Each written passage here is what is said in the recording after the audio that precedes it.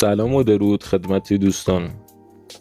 دیدن مقالات انگیزشی خوب، اما بعضی وقتا این جملات انگیزشی کوتاه هستند که نیروی ما را برای ادامه مسیر مهیا می‌کنند.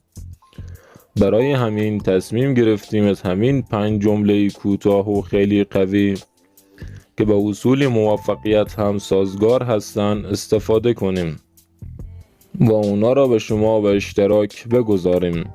اگر حاضریم شروع کنیم. برنده شدن واقعی، مثبت موندن در شرایط بد.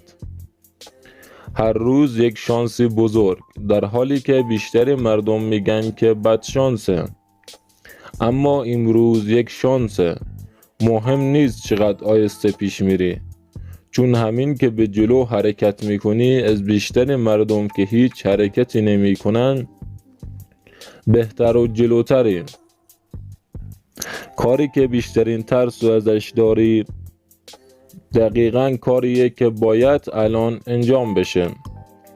فقط وقت استراحت کن که به هدفت رسیده باشی. اون موقع اون استراحت واقعاً میچسبه. 4 به علاوه 5 میشه 9. 3 به علاوه 6 هم میشه 9. اگر یک روش کار نکرد نگران نباش، چون برای یک کار یک راه وجود نداره. راه‌های زیادی برای موفقیت است. تغییر خودی تو هستی. آدمای کوچیک برای تغییر کردن افراد دور خودش غر میزنن، اما آدمای بزرگ خودشون دست به تغییر میزنن. خوابی راحت زندگی سختی را به دنبال دارد. راهی سخت را دنبال کن و زندگی راحتی داشته باش. این بهترین راهی حل است. هر روز قبل از شروع روزتون این جملات فوق‌العاده انگیزشی را گوش کنید تا یادتون باشه چقدر برای خودتون ارزشمندید.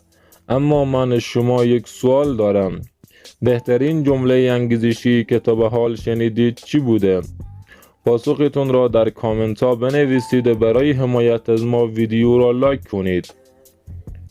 جمله انگیزشی که تونسته شما را متحول کنه میتونه زندگی خیلی ها را دیگرگون کنه. پس این شانس را به بقیه هم بدهید. امیدوارم که همیشه پیروز و سربلند باشید.